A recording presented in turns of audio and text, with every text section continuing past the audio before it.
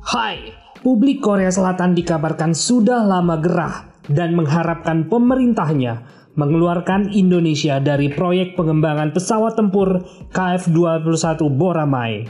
Hal ini dikarenakan Indonesia sudah cukup lama menunggak pembayaran dana kontribusi 20% yang menjadi tanggung jawabnya. Belum lagi, baru-baru ini ada kabar dugaan pembocoran data penting KF-21 Boramae oleh tenaga ahli dari Indonesia. Namun sejak Indonesia menunggak sekitar tahun 2017 yang lalu hingga sekarang, pemerintah Korea Selatan tak juga berani menuruti tuntutan publiknya untuk mengeluarkan Indonesia dari proyek pengembangan pesawat tempur generasi 4,5 ini. Pertanyaannya sekarang adalah, mengapa pemerintah Korea Selatan tetap mempertahankan Indonesia sebagai partnernya? Apa sebenarnya yang dikejar Korea Selatan dari Indonesia yang sudah lama menunggak hingga ratusan juta dolar dana pengembangan pesawat tempur KF-21 Boramae ini? Pihak Indonesia dikabarkan mulai menunggak pembayaran kewajiban di proyek KF-21 Boramae ini sejak tahun 2017 yang lalu. Sejak Indonesia mulai meragukan proses transfer teknologi bisa berjalan mulus karena adanya keberatan dari pihak Lockheed Martin Amerika untuk membagikan teknologi pentingnya ke Indonesia.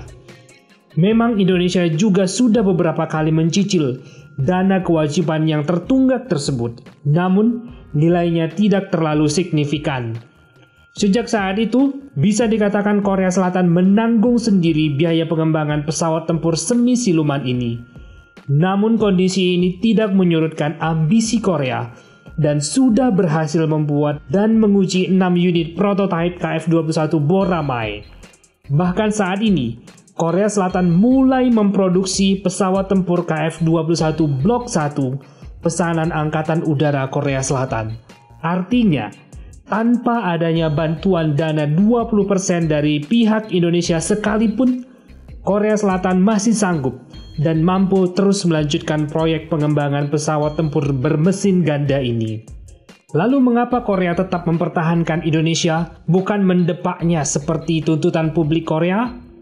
Jawabannya adalah Korea sebenarnya tidak terlalu mengincar dana 20% yang bernilai 1,5 miliar dolar atau sekitar 22 triliun rupiah yang menjadi kewajiban Indonesia ini. Yang diincar Korea Selatan justru adalah komitmen Indonesia untuk membeli sekitar 50 unit pesawat tempur KF-21 Boramae di masa mendatang. Bagi Korea Selatan, tidak terlalu menjadi masalah jika Indonesia menunggak dana kontribusi 20% tadi, asalkan militer Indonesia tetap menjadi pembeli 50 unit pesawat tempur KF-21 Boramae pertama di luar Korea Selatan. Mengapa demikian? Karena nilai pembelian 50 unit pesawat tempur KF-21 Boramae untuk Indonesia nantinya jauh lebih besar dari dana komitmen 20% yang ditunggak Indonesia tersebut. Katakanlah satu unit pesawat tempur KF-21 Boramae nantinya harganya adalah 100 juta dolar. Maka, untuk membeli 50 unit pesawat tempur KF-21 Boramae, pihak Indonesia akan kembali mengeluarkan dana sekitar 5 miliar dolar atau sekitar 75 triliun rupiah.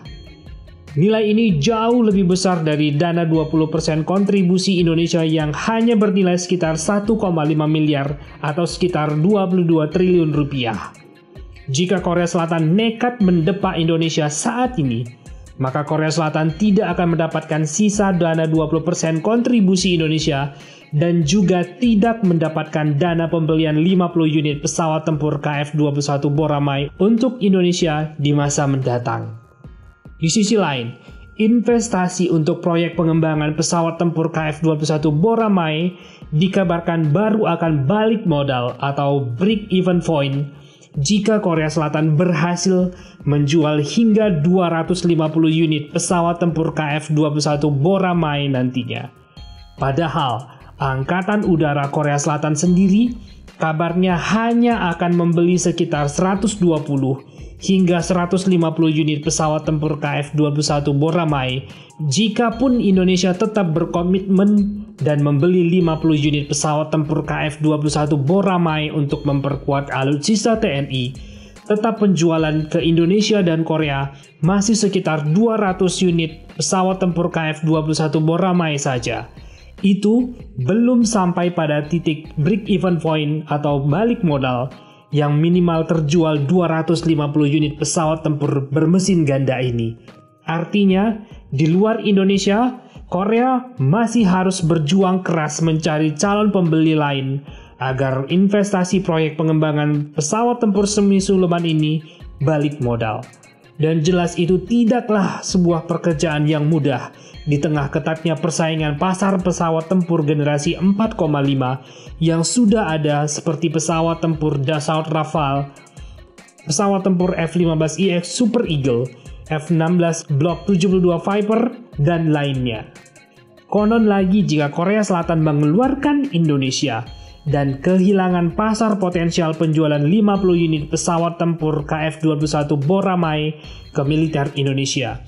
Jelas, ini hal yang sangat-sangat tidak diinginkan oleh pihak Korea Selatan.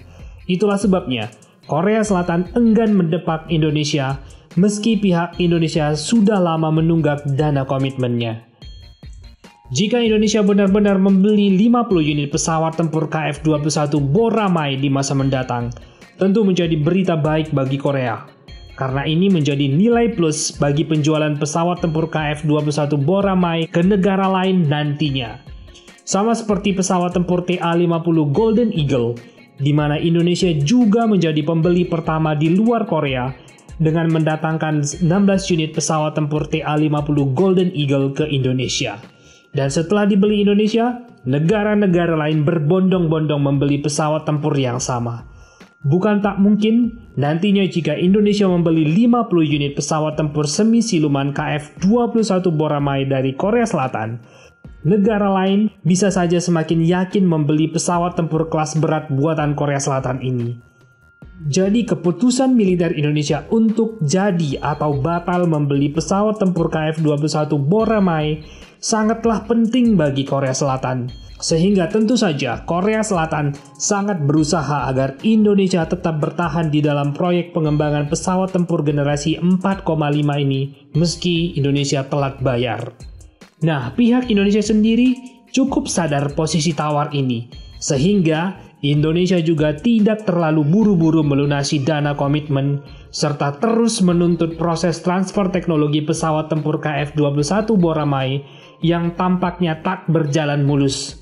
Tentu saja, kita juga berharap Indonesia bisa mendapatkan transfer teknologi sebanyak mungkin untuk kepentingan modernisasi militer Indonesia di masa mendatang, agar Indonesia tidak hanya sekedar menjadi pembeli pesawat tempur saja, tetapi sudah mulai bisa berdikari sedikit demi sedikit. Demikian video kali ini. Apakah kamu setuju dengan penjelasan admin kenapa Korea tidak berani mendepak Indonesia dari proyek pengembangan KF-21 Boramae ini?